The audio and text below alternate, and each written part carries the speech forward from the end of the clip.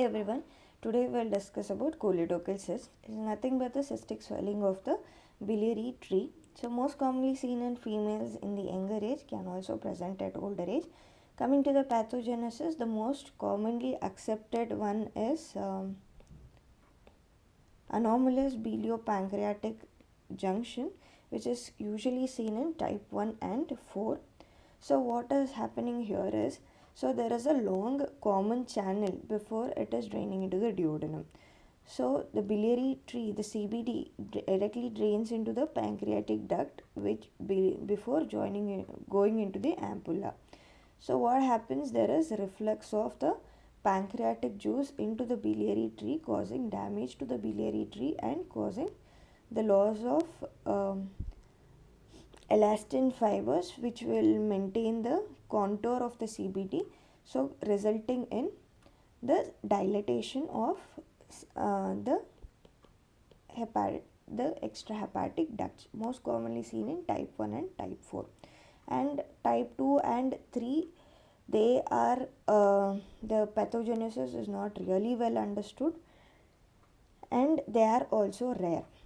So coming to the symptoms, so they can present with jaundice, palpable mass and right upper quadrant pain, and sometimes stones in this biliary cyst causing cystolithiasis, followed by cholangitis, and the prolonged cholestasis can even lead to biliary cirrhosis.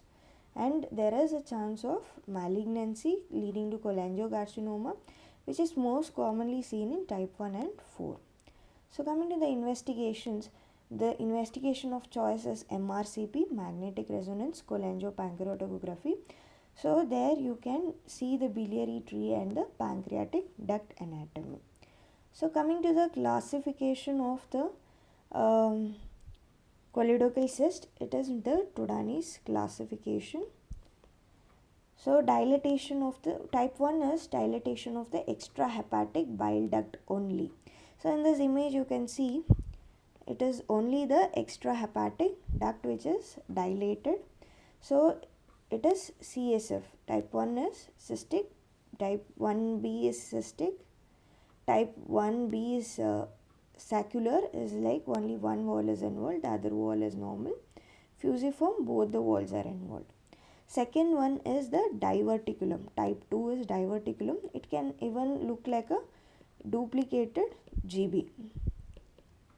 So coming to the third, which is the choledococele, involving the intraduodenal portion. You can see the choledococele in the intraduodenal portion before draining into the ampulla.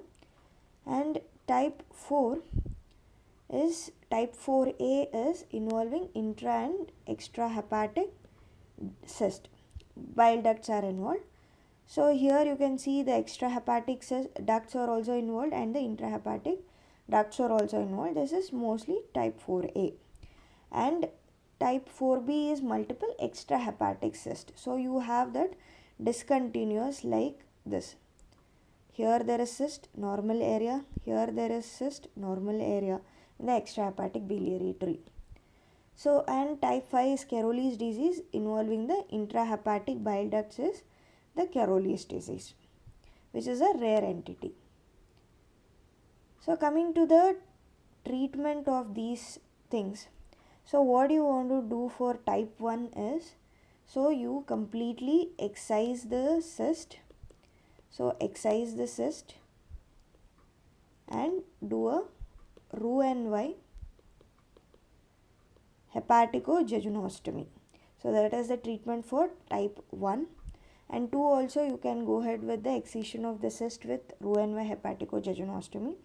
Type 3 you can manage this with sphincterotomy. So type 3 the management is endoscopic sphincterotomy.